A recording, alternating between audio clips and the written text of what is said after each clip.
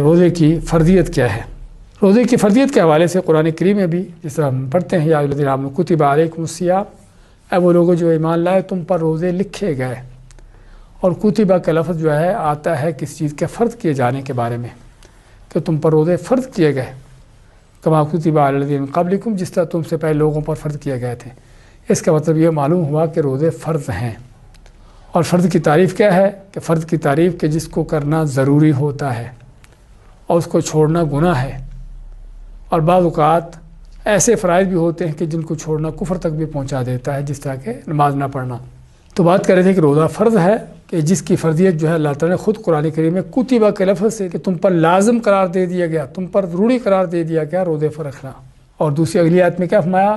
فمن شہد منکم الشہر فلیصمہ، کہ تم میں سے جو بھی اس مہینے کو پالے اسے چاہیے کہ پھر اس کے روزے رکھے۔ یہاں پر اللہ تعالیٰ نے دو ٹوک طور پر روزے رکھنے کا حکم دے دیا۔ اور اس طرح آپ نے ارکان اسلام بیان کرتے ہوئے کیا فرمایا؟ وصوم رمضان، کہ اسلام کا پانچواں رکن کیا ہے؟ وہ رمضان کے روزے رکھنا، اور بعد میں اس کو چوتھا اور حج کو پانچواں بنایا ہے۔ تو رمضان کے روزے رکھنا یہ بھی کیا ہے؟ یہ اس سے پتہ چلتا ہے کہ روزے کی اہمیت کیا ہے، کہ جو ارکان اسلام میں سے ہے۔ ارکان کا معنی کہ جس پر اسلام کی پوری عمارت قائم ہے۔ اور پھر اس روزے کا چھوڑنا کیا ہے؟ کبیرہ گناہ ہے۔ اگر آدمی بغیر عذر کے ایک دن کا روزہ بھی چھوڑ دیتا ہے تو بہت بڑے گناہ کا اس کا ارتکاب کرتا ہے۔